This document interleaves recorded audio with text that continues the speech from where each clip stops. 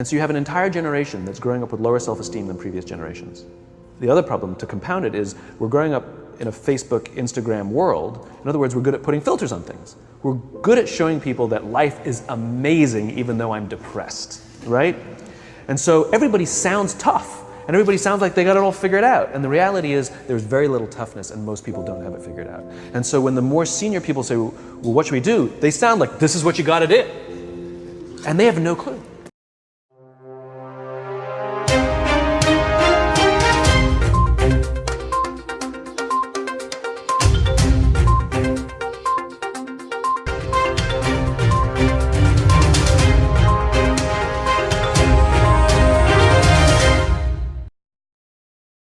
Hello everyone, and thank you very much for joining us. If you're following from wherever you are in the world, a special thank you for joining us. And we're here in our studios in St. Lucia for the premiere of 2030 Media's ReThink Youth. Today we're going to talk about one of the most controversial issues among young people today. Yes, we're going to talk about managing stress. Your life is complicated, and with complication comes stress. Now, let's look at what is stress. Stress is a natural reaction to the threat of danger. It is at the basis of our survival instinct. So when something threatens us, we have a fight or a flee reaction. Our body sends messages to the brain to get us ready to either fight that danger or to run away for our own survival. Stress can cause many changes, physically, emotionally, mentally, and behavioral. So we're going to look at many of the elements that contribute to most of our stress. Number one, we're going to look at the family. Now, family relationships can be great, but some family could get really stressed when especially family members interfere or put pressure on you or just invade your personal space. Some families are just downright abusive, toxic, and unhelpful. Whatever the case may be, sometimes our families isn't what we want it to be. See, friends are awesome, except when they're not awesome. Whether it comes with dealing with pressure, drama, or conflict with your peers. You having friends that are needy, competitive, or trying to take up a lot of your time. Your friends could be a very good source of stress. Think about it.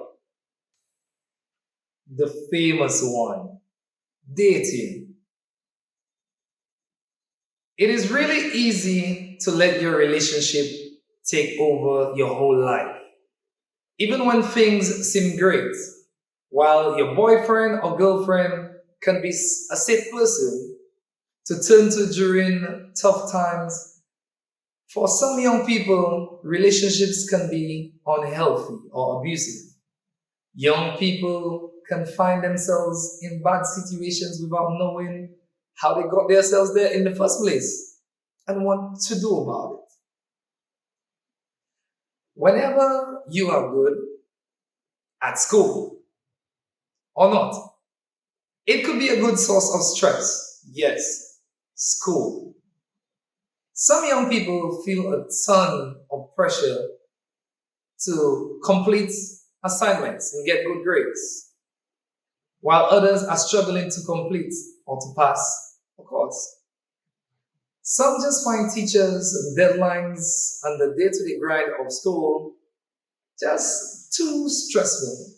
Either way, school is often a major part of a young person's life and can be a good source of stress. Yes, hobbies. Now, it's actually interesting because hobbies are usually what we use to run away from stress. But wait, hobbies and sports are a good part of life that are fun, right? But sometimes sports, music lessons, and the extracurricular activities can be overwhelming and leave little time for other stuff to get done. Some, especially high-level athletes, musicians, and other young people who get themselves tied up in being occupied, can feel a lot of pressure to be the best and to achieve greatness. It happens to the best of us. Now, it's very important for a young person to make money. Trust me, it's the number one thing. But a lot of young people work while going to school or even work full time. This can be very stressful. It might be the pressure of making money in order to survive, or just the time commitment of a job and how it can interfere with other things in our lives. Work can also just be difficult. Your boss can be difficult. The customers can be difficult. Dealing with co-workers could be very difficult. Learning new things, meeting deadlines, all stressful stuff. Now, this one may not be as popular among youth, but it is what 2030 Media and ReThink Youth want to expose the youth of the world to. World issues. Sometimes those of us who pay attention to the world around us, like politics, world events, the environment, and social justice issues, can feel overwhelmed with the information that we are seeing, the information that they are given on the news or online. It's easy to focus on all of the bad stuff happening in the world and forget about the good things or the more important things. This may be a major source of stress for most young people.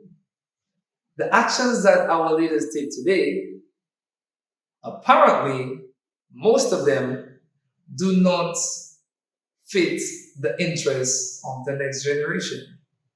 And young people need to take a stand and to hold these world leaders accountable for the world issues that are being created and not being addressed. I want to take you to an interview by a gentleman named Simon Sinek.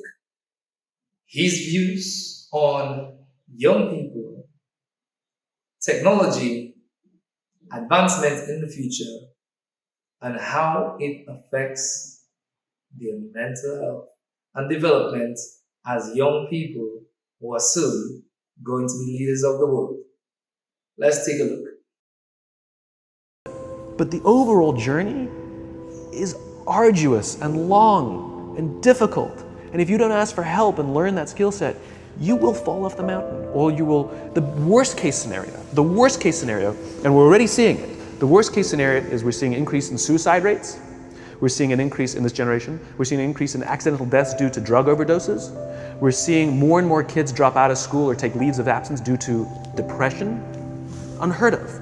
This is really bad. The best case scenario, those are all bad cases, right?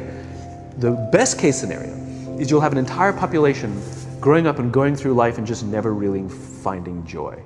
They'll never really find deep fulfillment in work or in life. They'll just waft through life and it'll be just, it's fine. How's your job? It's fine, the same as yesterday. How's your relationship? It's fine. Like that's the best case scenario. Wow, that was very interesting by Simon Sinek. Quite interesting, I might say. But I have a question for you. Is stress always a bad thing? You see, stress is a biological response to something that frightens you or is upsetting you in some way, as well as an emotional response. Stress can be situational, like sometimes you're great, coping with stress. You feel like you're in control. But sometimes even the littlest things can stress you out unbearably. I know it could be very complicated. But let's have a look at the three categories. So, biologically, stressful situations trigger a response in your body that allows you to react to whatever is threatening. Do you know that when you're being threatened, for example, oh, I have a huge exam tomorrow, or oh my gosh, man, it's so easier to use Tinder. I can just swipe right. What am I gonna say to this pretty girl? Your body releases a lot of fluids like adrenaline, hormones, which makes your body ready to either fight or flee from the situation. Now, emotionally, stress is also a very complex thing. People feel angry, worry, sadness, guilt, all related to their stress. So when something stressful happens, for example, I had a fight with a friend or a parent, failing a test, oh, you might react to that in a very stressful way by feeling a certain way. Stress is complicated. Let's say school is going okay and your parents and you are getting along very well. You have eaten a good breakfast and you've had a good night's sleep. Good days like this might make you feel better and you might be better able to cope with stress. But if you're having a bad day, you might feel less able to deal with stressful situations. I am going to teach you something that is very important. Now, most of us in our young life, most of the time, have done this so much. Managing our stress very badly. Now remember, stress is a natural reaction to a threat, right? And it could sometimes help us through tough situations. Absolutely. But sometimes our stress response can go a little haywire. Or we can manage our stress so badly, and maybe some of us might have lost control or avoided people. We're going to go a little more in depth into the management of stress. Now, if you have ongoing stress, your body is going to release a lot of fluids, a lot of hormones, like I said earlier, like adrenaline. But it also releases hormones like cortisol. Now, cortisol can weaken your immune system. And that's why sometimes you're more likely to get sick when you're feeling really stressed. If you are managing your stress badly or not managing it at all, you might seek to unhealthy lifestyles to help you cope with your stress, like smoking, drinking, or drugs, and just generally feel awful. If you accept your relationship with these bad strategies, your work life, your school life, and your overall well being is going to be affected. But I have good news. The good news is that we can react to stress and make a plan for how you are going to manage your stress in the future.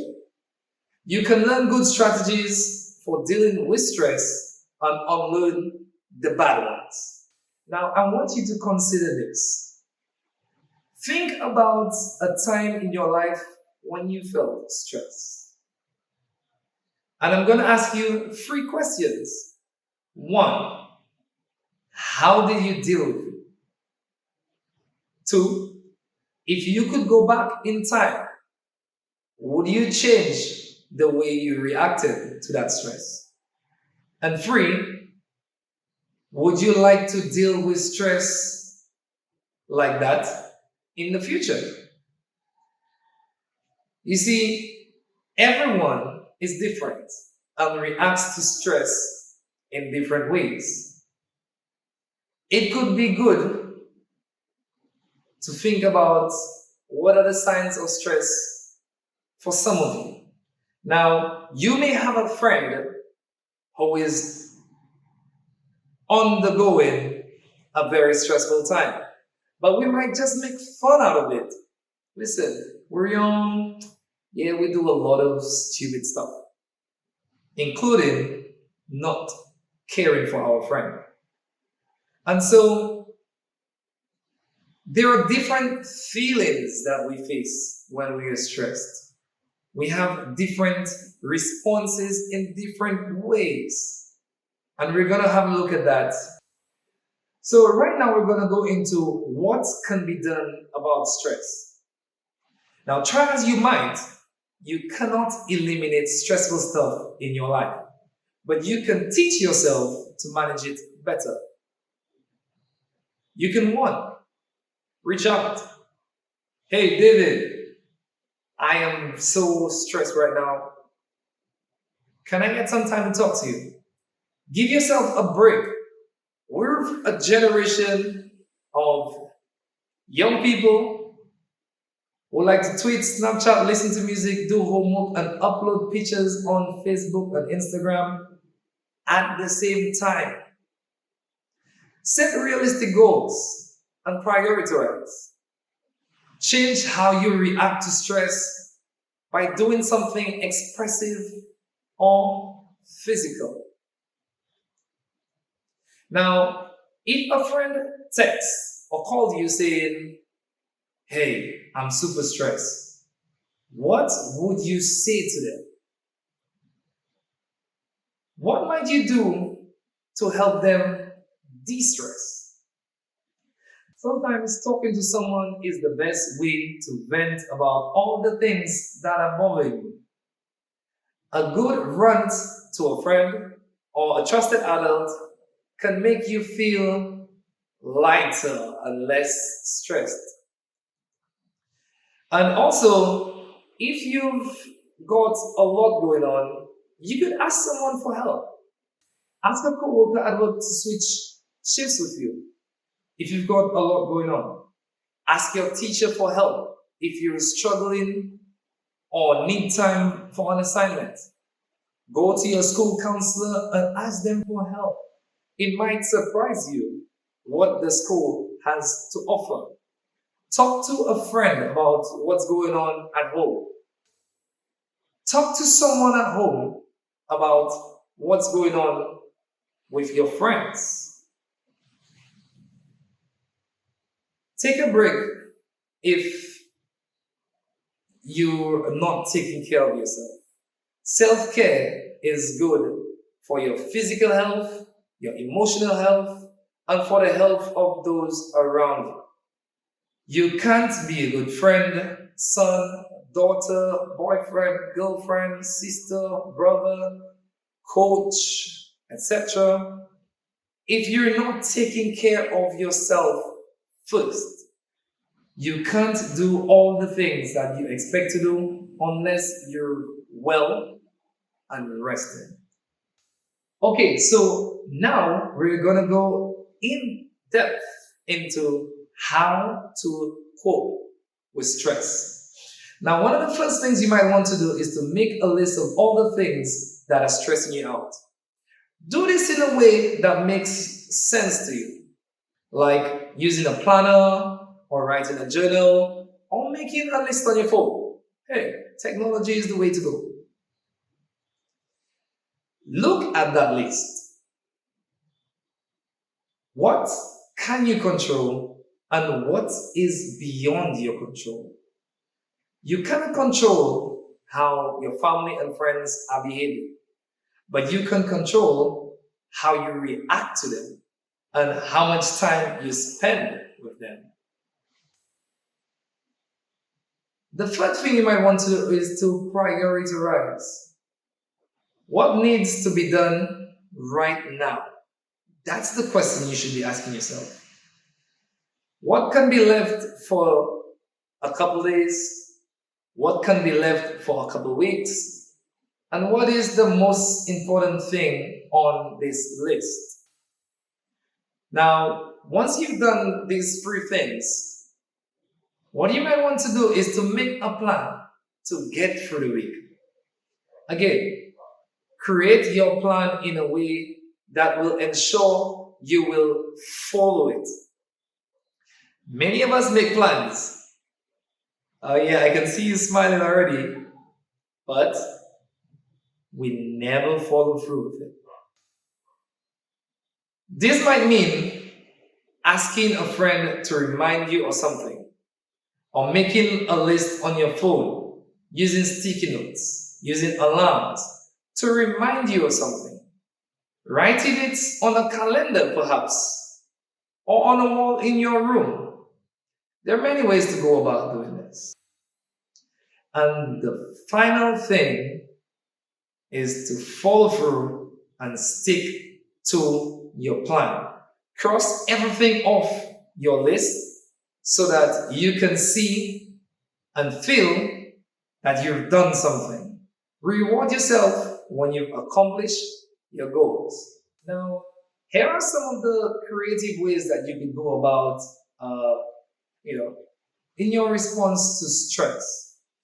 Change how you react to stress and do something expressive or physical. Now, creativity is, quite important in this. It's very relevant. Think right now about something that makes you feel happy, or something that you enjoy doing, or that comes easily to you. Do you draw or paint? Do you write poems, or play music, or make music? Now, be creative. Self-expression is very important. Whether it's writing, a journal, a poem, story, etc., drawing, crafts, collage, dancing, acting, playing music, making music, singing, and what I am doing right now, filmmaking. It is very important to do something expressive or physical. Why does it work? It's a different way to communicate. Many of us have things to say, but we don't have the guts to open our mouth to say it. It's a way to relax and have time out. It's a way to connect with other people. It can give us a sense of pride and achievement, and it can provide a different perspective.